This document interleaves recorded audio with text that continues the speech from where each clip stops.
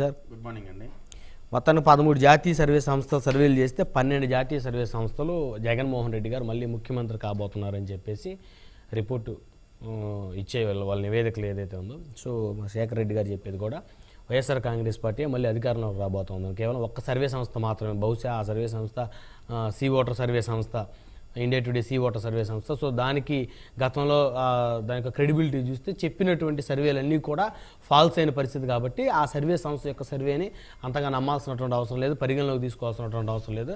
So మిగతా remaining 12 జాతీయ survey సంస్థలన్నీ కూడా క్రెడిబిలిటీ ఉన్నటువంటి సర్వే సంస్థలు కాబట్టి జగన్మోహన్ రెడ్డి గారు ముఖ్యమంత్రి అయ్యే అవకాశం ఉందంటున్నారు. అంటే వైఎస్ఆర్సీపీకి సంబంధించి 13 సర్వేలు కాదండి, నాకు తెలిసి 175 సర్వేల్లో 174 వాళ్ళకి అనుకూలంగా ఇచ్చుండి కూడా చెప్పొచ్చు. ఎందుకంటే కుక్కుడు సర్వేసి అట్లయినా చెప్పుకోవచ్చు, దాని తప్పేం లేదు. ఇక్కడ సీ ఓటర్ సర్వే అనేది ఇండియా టుడే సంస్థకు సంబంధించిన సీ ఓటరు ఈ మధ్యనే మనం చూసాం. రాజ్దీప్ సర్దేశాయ్ గారితో జగన్మోహన్ రెడ్డి గారు ఒక పెద్ద పెయిడ్ ప్రోగ్రాం పెట్టుకున్నారు. అంటే నిన్న సజ్జల రామకృష్ణారెడ్డి కానీ వాళ్ళ శేఖర్ రెడ్డి గారు కానీ సీ ఓటర్ వీటి క్రెడిబిలిటీస్ గురించి చెప్తున్నారు. అంటే అంత క్రెడిబిలిటీ లేని సంస్థల దగ్గరికి వెళ్ళి జగన్మోహన్ రెడ్డి గారు గంటల తరబడి కూర్చొని, అంటే అసలు రాష్ట్ర స్థాయిలో ఏ మీడియాకి ఒక్క ఇంటర్వ్యూ కానీ ఒక ప్రెస్ మీట్ కానీ పెట్టని జగన్మోహన్ రెడ్డి గారు అంత క్రెడిబిలిటీ లేని ఇండియా టుడేలో ఎలా కూర్చున్నారు? అంటే క్రెడిబిలిటీ లేని వాటిలో ఆయన కూర్చున్నారంటే క్రెడిబిలిటీ లేని వ్యక్తులతో కూర్చుంటారని వాళ్ళు ఒప్పుకోవాలా, లేదా దానికి క్రెడిబిలిటీ ఉన్నా కానీ లేదని ఒక మాయ క్రియేట్ చేస్తున్నారని చెప్పుకోవాలా? అయితే మీరు చెప్పారు, ఇప్పుడు టైమ్స్ నౌ ఉంది. టైమ్స్ నౌకి సంబంధించి సర్వే చేసేది ఈటీజీ అనే సంస్థ. ఆ ఈటీజీ అనే సంస్థని ఆంధ్రప్రదేశ్లో చూసేది ఎవరు? అవినాష్ గారు. అవినాష్ గారు అంటే ఆంధ్రప్రదేశ్ ప్రభుత్వంలో ఒక నామినేటెడ్ పోస్ట్లో ఉన్నటువంటి ఒక వ్యక్తి. అంటే వాళ్ళకు సంబంధించిన వ్యక్తే, అంటే వాళ్ళ ప్రభుత్వంలో పదవి అనుభవిస్తున్న వ్యక్తే ఈ రోజున ఈ టైమ్స్ నౌ సర్వే ఇచ్చారు. అంటే వాళ్ళు కుక్ చేసిన సర్వే అనేది కరెక్ట్గా అర్థమవుతుంది. అయితే నేను ఇక్కడ ఇండియా టుడే సర్వేని కానీ ఇటు టైమ్స్ నౌ సర్వే కానీ ఈ రెండు అబద్ధం అని చెప్తా. ఎందుకు అబద్ధం అని చెప్తా ఉన్నానంటే, ఇండియా టుడే వాళ్ళు సర్వే చేసిన ఇంత మెజారిటీ టీడీపీకి ఇస్తున్నారంటే ఆంధ్రప్రదేశ్లో ఉన్నటువంటి నిర్బంధం, వాలంటీర్స్ ద్వారా కానీ రకరకాల వైసీపీకి సంబంధించిన ఒక రకంగా చెప్పాలంటే బెదిరింపు ధోరణి ఉన్నటువంటి ఆంధ్రప్రదేశ్లో, నిర్బంధం ఉన్నటువంటి ఆంధ్రప్రదేశ్లో ఇంత ప్రజా వ్యతిరేకత ఉందని చెప్పగలిగారంటే వాస్తవంగా ఇంకా విపరీతమైన ప్రజా వ్యతిరేకత ఉంది.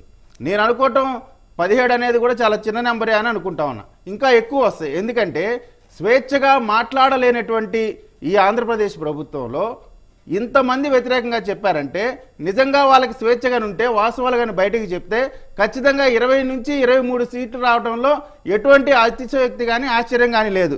ఎందుకని ఇన్ని సీట్లు వస్తాయని చెప్తా ఉన్నా అంటే, ఆంధ్రప్రదేశ్లో 27 పథకాలు రద్దు చేశారు దళితులకు సంబంధించి, విద్యా వ్యవస్థను అధ్వానం చేశారు, ఉద్యోగులకి నెల నెలా జీతాలు లేవు, 11,000 ప్రైమరీ స్కూల్స్ని మూసివేశారు.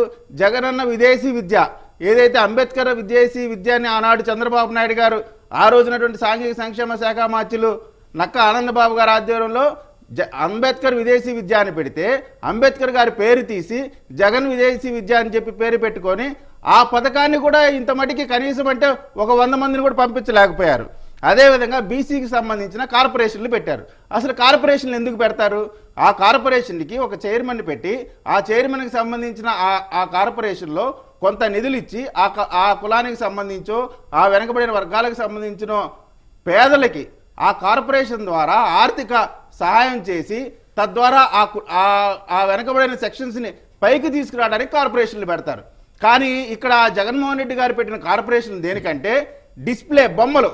ఇప్పుడు మనం ఏదైనా కొట్లుకి వెళ్తే బయట అందమైన చీరలు కట్టి అందమైన చొక్కా ప్యాంట్లు పెట్టి బొమ్మలు కనపడతా ఉంటాయి. అటువంటి బొమ్మల్ని పెట్టి వాళ్ళని ఆకర్షించడానికి మాత్రమే వాళ్ళకి పదవులు ఇచ్చారు తప్ప వాళ్ళని భవిష్యత్తు బాగుంటానికి మాత్రం ఎటువంటి కార్యక్రమం చేయలేదు. అంటే ఈ లెక్కన ఇటు మైనార్టీలు కానీ బీసీలు కానీ ఎస్సీలు కానీ ఎవరికి కూడా ఈక్విటీ లేదు, నిధులు లేవు. వీళ్ళు ఉత్సవ విగ్రహాలు షోకేసులో బొమ్మల్లాగా మాత్రమే ఉన్నారు. ఇంత దారుణమైన పరిపాలన ఉంటే ఎందుకు వస్తాయి వీళ్ళకి 8 సీట్లు ఎంపీ సీట్లు అని కూడా నేను ఈ రోజున ప్రశ్నించదలుచుకుంటా ఉన్నా. కాబట్టి ఆంధ్రప్రదేశ్లో 100కి 100 పాళ్ళు జనసేన తెలుగుదేశం పార్టీ అధికారంలోకి రాబోతా ఉంది. ఒకవేళ బీజేపీ కానీ వచ్చిందంటే ఇక వారు వన్ సైడే. ఎందుకు వన్ సైడ్ అని చెప్తా ఉన్నారంటే ఇప్పటి వరకు కూడా ఏదో ఒక విధంగా ఓటర్ లిస్టుకి సంబంధించి కానీ అదేవిధంగా వాలంటీర్ లాంటి వాళ్ళని ఎలక్షన్ విధుల్లో పెట్టడానికి కానీ రకరకాల కుయుక్తులు పండుతున్నటువంటి ఇటువంటి పరిస్థితుల్లో కేంద్రం కూడా ఒక కన్ను కానీ వేసిందంటే ఎలక్షన్ ప్రాసెస్ మీద ఖచ్చితంగా వీళ్ళ ఆటలు పప్పులు ఉడకవు అనేటువంటి వాస్తవం తెలుసు. కాబట్టి జగన్మోహన్ రెడ్డి గారు హుటాహుటిన ఢిల్లీ వెళ్ళారు. అంటే 4 సంవత్సరాల 10 నెలల్లో పోలవరం గురించి కానీ విశాఖ ఉక్కు గురించి సంబంధించి విశాఖ ఉక్కుకు సంబంధించి కానీ ఇక ఇతర ఏదైతే ఆంధ్రప్రదేశ్కి రావాలో వాటన్నిటి గురించి ఒక్కసారి కూడా వినతి పత్రం గురించి సాక్షి మీడియాలో కానీ ఎక్కడ రాలా. మొట్టమొదటిసారి ఈ రోజున జగన్మోహన్ రెడ్డి గారు భయపడలేదు, ఇదిగో ఈ కారణం తేలుతున్నారని చెప్పి వాళ్ళు చెప్తా ఉన్నారంటేనే ఈ 3 పార్టీలు కలిస్తే ఖచ్చితంగా వారు వైన్సెట్ అనే భయంతో వెళ్తా ఉన్నారు. ఇందాక అక్షర సత్యం గారు ఒక మాట చెప్పారు.